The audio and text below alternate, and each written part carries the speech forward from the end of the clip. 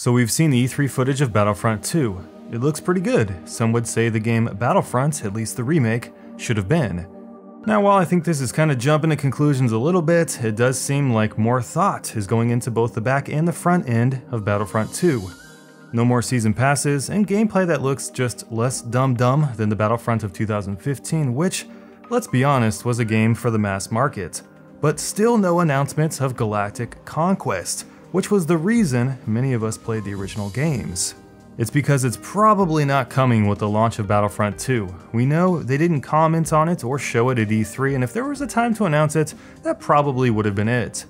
The reason we haven't received an official "no, this is not in the game" is pretty much obvious. It would create more hysteria on the internet than the facial animation disaster of Andromeda, and we know that they'd likely suffer many pre-order sales and much bad press by doing so because people on YouTube just love to make a quick and dirty buck making fun of video games, which is just unfortunate. So why is Galactic Conquest most likely not coming to the launch of Battlefront 2?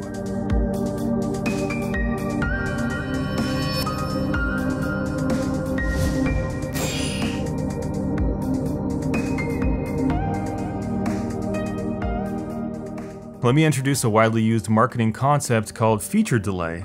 Feature delay is a concept where companies introduce a product into the marketplace and specifically delay a key feature that they know people want.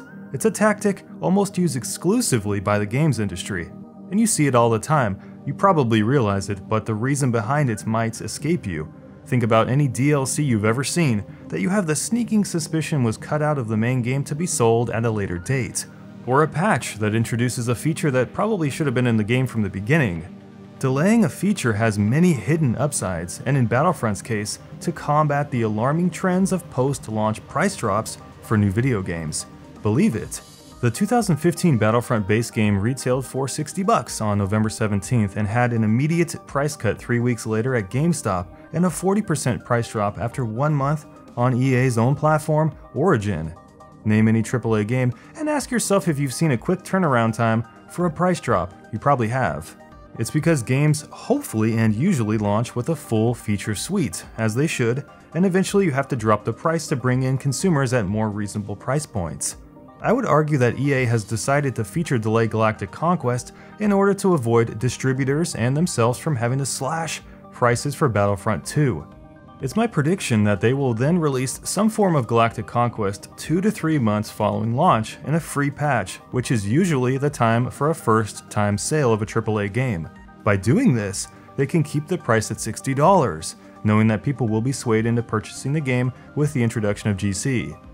It's not really a risk either, because EA already knows that the early adopter and pre-order sales crowds will purchase Battlefront 2 no matter what, as they are hyped about the game and they've already made up their minds. So there's no real reason to launch with Galactic Conquest when you really think about it.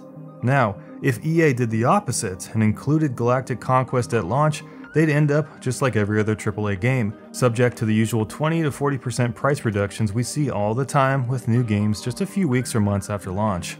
The beauty of delay feature marketing is that it also opens up what we call another consumer contact point for re-entry. EA will get a huge boom of sales day one, of course, and a huge boom of sales when it gets around to launching the feature we all want.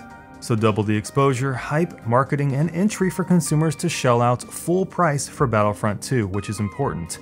Granted, the same boom in sales would happen if they just included GC during launch and had a simple price slash 3 months after release, but of course those sales would be at a discounted price, which means they'd make far less money.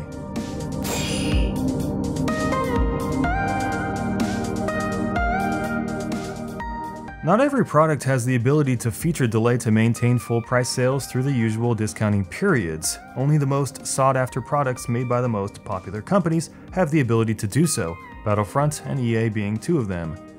To give an example of a post-delay theory in action, let's say EA sells 100,000 copies during a post-launch update. That includes Galactic Conquest. They would make $1.5 million more on the bottom line if the retail price of the game was full price, versus let's say a 25% discount. It's a lot of money, only compounded as sales increase. But hey, this is just my prediction that EA is going to delay GC in order to capitalize on a second stage full price sales boom to make more money. I know from my experience working in large businesses that these discussions are indeed very real and happen well in advance of launching any major product. EA is a for-profit company, don't forget it, and the goal is to maximize the profit margins to make the most out of every single dollar. And by doing this exact thing, EA would most certainly achieve that.